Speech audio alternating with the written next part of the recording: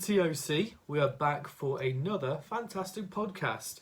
And, of course, now my laptop just told me that my device is ready. The microphone that I'm already using, my laptop is always behind the game.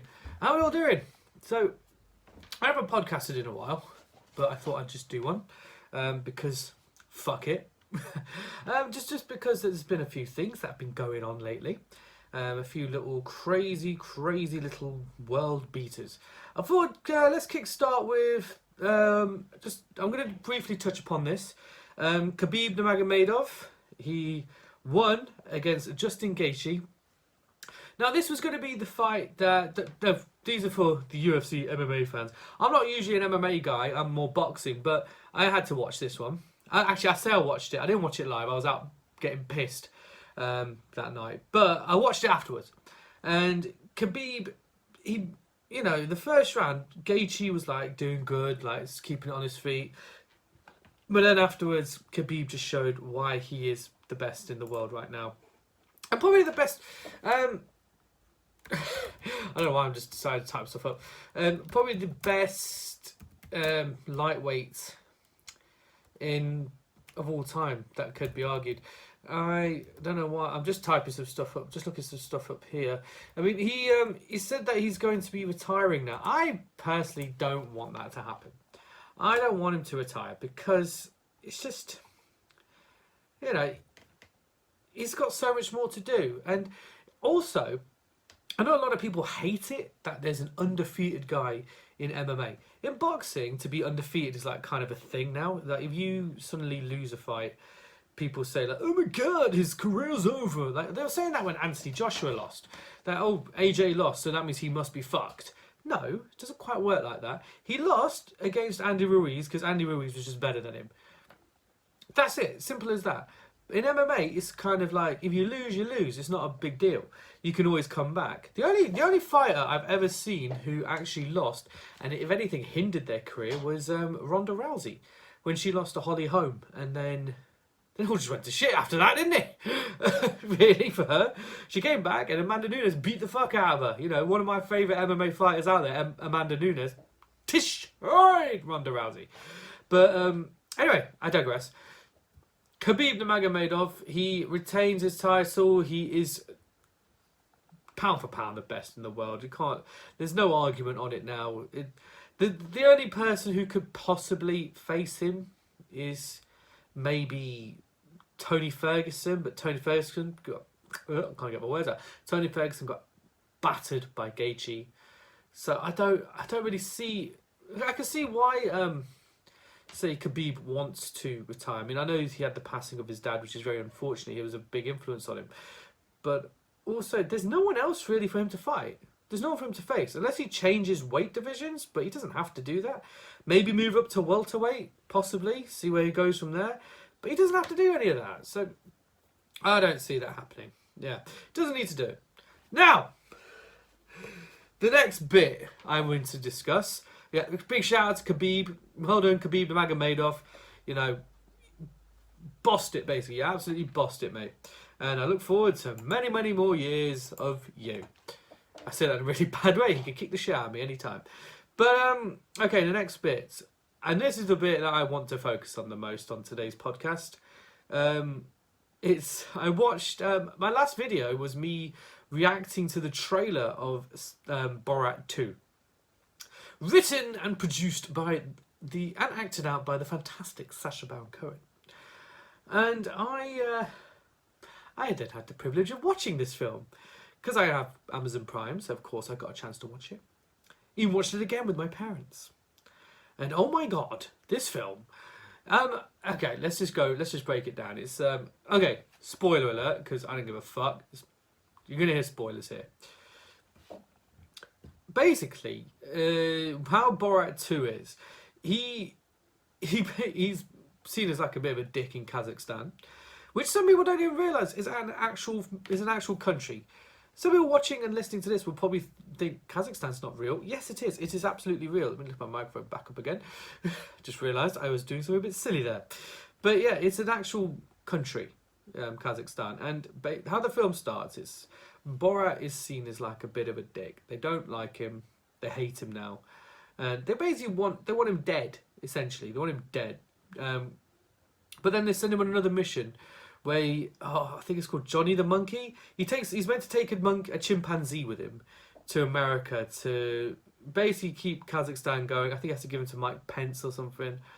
But then Borat is then you find out that Borat has a daughter. He has 3 sons, but he also has a daughter. And the story is really basically about him and his daughter. It's not really about Borat here. And there's some bits which his daughter has, which are the best bits in the whole film. And how she goes, she has a bit of a makeover, because at first she looks horrendous, but then the makeover, you're like, actually, you know what? I bloody would. There's this one bit where she, because for him to sell her to Mike Pence, he's basically wanting to sell his daughter so that Kazakhstan could look good. For some reason, that's the theory behind this. And there's this one bit where he's talking to this plastic surgeon who's going to be giving her a boob job. And she says, his daughter, I think her name is Tuta in the film, I'm not too sure. But she says, will you have sexy time with me? To the doctor. And the doctor says, if your father wasn't here, yes. I mean, what? Oh, and then it goes on from there. I think as far as the film goes, it is quite funny. You can't deny it. It is a funny ass film.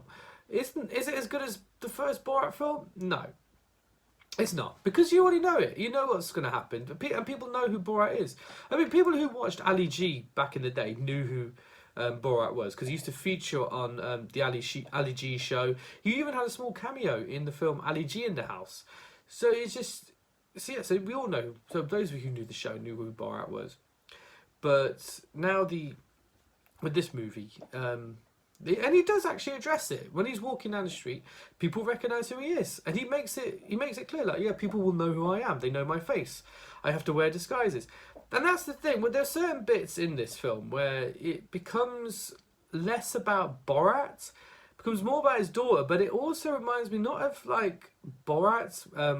On the Ali G show, it reminds me a lot more of that other TV show which Sacha Baron Cohen did, which was Who Is America. There's certain bits which are a bit more similar to that than actual Borat itself, because you don't see a lot of Borat through the majority of his film. He's kind of like, in many ways, he's a secondary character here. The main focus a lot of the time is on his daughter, Tuta, and yeah, that's where the main focus is. It's on his daughter.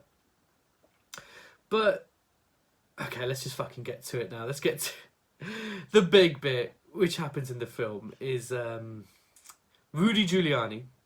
And most people in England probably won't know who Rudy Giuliani is. He was, I think he was mayor of New York at one point. He played a huge part.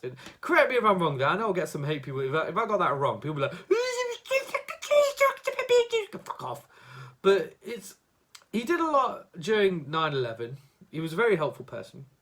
But he's known for being quite close to Donald Trump. So he's also known for being a bit of a dirty old man. You know, he's friends with Trump, so of course he's a dirty old man. And yeah, there's this bit where Borat's daughter is interviewing Rudy Giuliani. And what happens is, Rudy is then, in many ways, he's kind of honey trapped. And he goes into a hotel room, and he puts his hand on her back. I think he missed. I think he was aiming for her arse, but he accidentally touched her on the back. And then he's lying back, and she helps unclip his microphone. Then he's got his hand in his trousers. Looks like he's warming up for something. And then Borat runs in and comes out with this amazing line. She's only 15. She's too old for you. Fucking genius line there. And so he has to stop. He can't continue with this charade. And yeah, and now Rudy Giuliani has been tweeting saying that he was tucking in his shirt after he took his microphone out. Mate, it did not look like you were just tucking in your shirt. It looks like you were tucking something underneath your pants, mate, not in near your shirt. Looks like that's what you were going for there, And so now he's basically, I mean, he looked like a pervert, let's be fair. He looked like a dirty old man. But now he's kind of proven that he's a dirty old man. So, Rudy Giuliani, very naughty. And so that's how the film really concludes itself with that. And then Borat becomes very close to his daughter. And that's how it really, the film finishes. And she becomes a reporter in Kazakhstan. And they address a few issues in there, like even the first Borat did. What the first Borat did, it really addressed the thought process of people in the West, and specifically people in America, to show that there are still people here who are racist.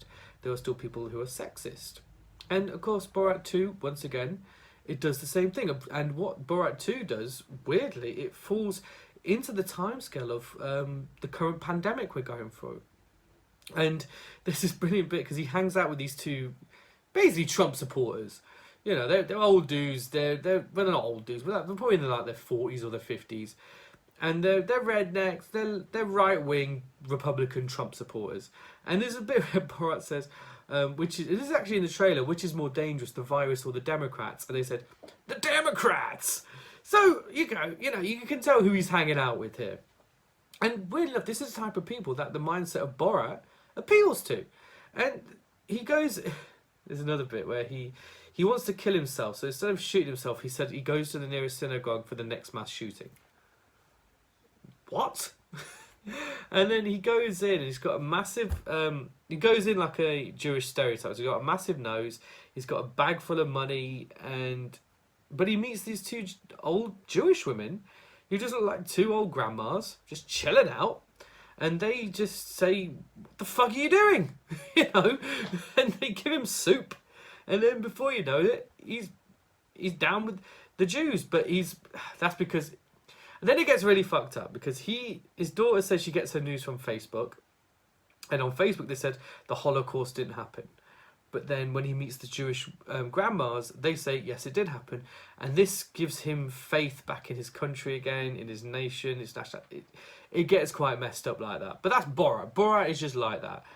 But so, to conclude Borat, I would just say it's a strange one, really. I'd say Borat 2 was not... like I said, it's not as good as the first one. But it's still worth a watch. I'd say watch it. It's very... there's still moments in it which are absolutely hilarious. And it's a bit slower, it's not as Borat-centric, which in a way I kind of missed. But in a way I kind of thought it was refreshing to see that his daughter was getting a lot of the limelight in this. So, yeah, that was cool. All right, so that's all I wanted to talk about in the podcast. But I've been, I'll tell you a little bit about myself. Those of you watching can see I have cut my hair. If you watched my last video, you should already know I cut my hair. If you didn't watch it, then what the fuck? I have been gigging again. I just did Repfest, which was online. Very interesting. Very nice little gig. Repfest was the Retford Comedy Festival. And this Saturday, I will be doing something that I never thought I'd do again this year. I will be performing in my hometown in Leicester. Now, Leicester, as you know, on the last time I podcasted, is pretty fucked. We fucked up lockdown. We fucked up the pandemic. We were the first ones to get a city lockdown. Nowhere else in the country got that at first. We were the first ones. As far as trend setting goes, we didn't really want that. So that's how we fucked that one. And I thought I would never perform here, at least for the rest of the year. But no, I'm gigging this Saturday in Leicester. I will try... You know what? I've not been filming. What I'm going to do, I'm going to put up a film of me when I gigged in London in a park, back when I had a man bun. I think I'm wearing the same t-shirt there that I'm wearing now. A little embarrassing. But I will. I'll see if I can get a video of me gigging back in Leicester and get that posted up here. It will be on, of course, on YouTube. It will be on Instagram and on Facebook. I will get it all across those places because it's just nice to, because of the lockdown, I've had to basically travel a bit. I've had to go to Birmingham. I had to go down south. To go to fucking Derby, Nottingham. All these places. Well, Nottingham I won't be going to anymore now because Nottingham's now tier 3. Leicester's tier 2. You know, we're mid-drift. We're average. But I didn't think I'd ever perform here again, because we've had to travel a lot, but now to be able to perform in my hometown again, it feels nice. It feels nice to be performing here again. I mean, I'm only on for 10 minutes. There's a 10-minute set. I'll try and go over, but not too much. But it's going to be an amazing show. There's some incredible acts on there. But yeah, so I'm looking forward to that. And then I think after that, I think next month I'm going to be in bloody Scunthorpe. So who's to the Scunthorpe Massive? I hope you enjoy that. And then I think I'm going to be in Kidderminster as well. I don't know. All over the place. But that's how you do it. That's what you call the circuit. You have to work the circuit. Yes, this is my life as a comedian. When you're an artist, you have to do artistic things. So when we have the government saying to us, you should retrain and do something else, it doesn't go down well. Because I don't really want to touch on this. I should be wrapping up this podcast now. It's only going to be a quick one, but fuck it up. All right, look, for those, I've spoken to some people about this, about the retraining and stuff like that. That's very easy for someone to say on the outside looking in. Yeah, that's very easy to say. If you've never acted, you've never been a musician, never been a comedian, never been a writer, never done anything in the arts or anything creative at all, it's very, very easy to just say, oh, retrain and get another job. It's like when people look at the theatre, for example. The artists are not just the actors on stage, no. I mean, I used to do work in the theatre. Hello, I'm a tree. But yeah, I used to do work in the theatre. I've done acting, I've done writing. That's about it. That's all I've done in the theatre.